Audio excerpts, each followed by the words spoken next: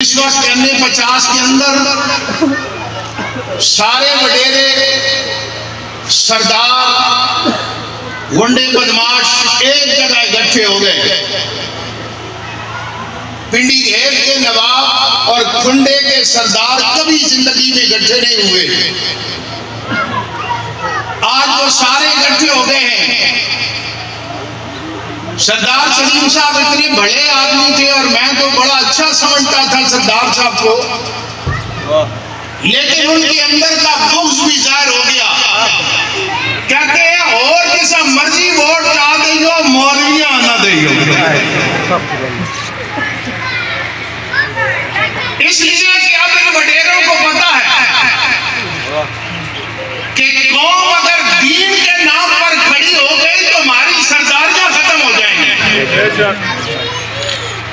मलक एतबार खान साहब के पास नून लीग का टिकट है, कर्नल अनवर साहब उन्हीं के रिश्तेदार हैं, उनके पास पीटीआई का टिकट है, उनके भतीजे मलक शेर बहादुर साहब को हमारे लाइन में लगे हुए थे, मुझे टिकट दे दें। और मेरे पास बैठे हुए एक दूसरे को फोन कर रहे हैं, तुम उसको टिकट चाहते, मैं उसको टिकट चाहते। उन्होंने कहा जी हमारा मकसद है सीट हमारे पास रहे, ये लोग नस्लों से गुलामी करें हमारी, इनको तालीम से महरूम रखो। ये तहरीक लब्बैक पाकिस्तान है जिसने गरीब को ये सोच दी है, ये फिक्र दी है कि खुद मैदान में आओ। अगर तुम गरीब एक पेज पर इकट्ठे हो जाओ, ये सारे सरदार और वडेरे अपनी माँ बाप मर जाएंगे। अल्लामा हामिद रजा साहब हम जैसे लोग हैं, गरीब घरानों से हैं, उन लोगों को दर्द ये है और आज फिर डंडोरा पीट रहे हैं। आप लोगों को अभी तक समझ नहीं आई पिछले 16 महीने किसकी हुकूमत थी? पीपल्स पार्टी की। आधी वजारतें उनके पास, वजीर आजम शहबाज शरीफ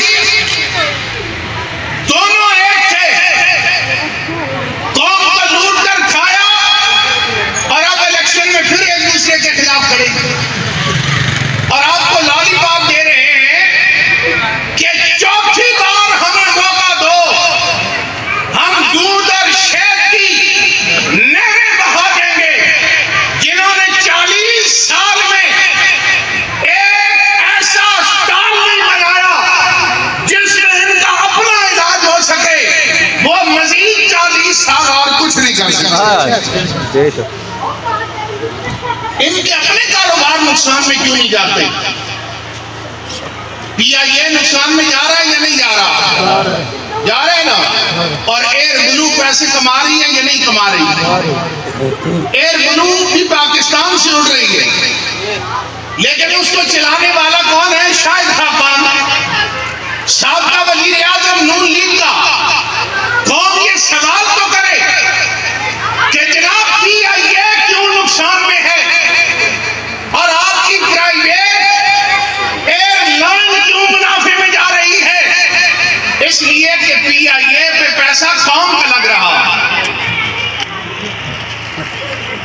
और एक और बात कही जाती है, हमने पाकिस्तान को डिफॉल्ट होने से बचाया है। अच्छा डिफॉल्ट होगा तो क्या होगा भाई? आपने और हमने तो 2 रोटियां ही खानी, हमें क्या तकलीफ है? ज्यादा से ज्यादा यही होगा, पेट्रोल लाइनों में लगकर मिलेगा। कौम वैसे भी लाइनों में लगने की आदी है, लेकिन इन्होंने अभी अमेरिका IMF से अरबों डॉलर का कर्ज क्यों लिया है?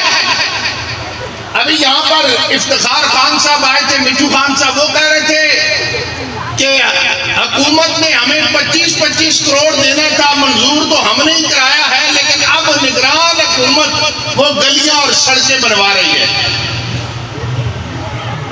यानी अगर एक MPA को 25 करोड़ मिल रहा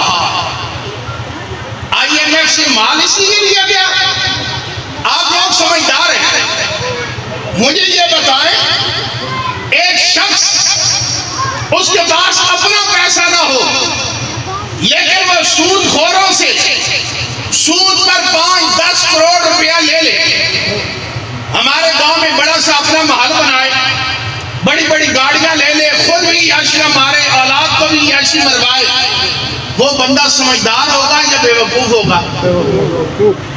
क्यों बेवकूफ होगा? कौम को तो देखो ना, बेटों को उसने बहुत बड़ा माल बना दिया, बड़ी बड़ी गाड़ियां हैं, याशी मार रहा है, लेकिन आप कहेंगे वो बच्चों का सजन नहीं, बच्चों का दुश्मन है। इसलिए कि एक दिन आएगा जिन्होंने कर्ज दिया है, सूद पर दिया है, ये सूद समेत कर्ज वसूल करेंगे, ये घर हाथ से निकल जाएगा, गाड़ियां बिक जाएंगी, औलाद धक्के खाएगी।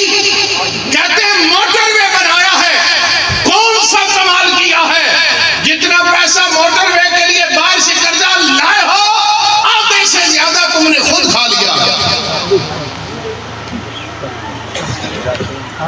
हमें नजरियाती बुनियादों पर जब तक हम नहीं सोचेंगे, हमारी आइंदा आने वाली नस्लें भी इसी तरह जलीलो ख्वार होती रहेंगी। ये बात याद रखना।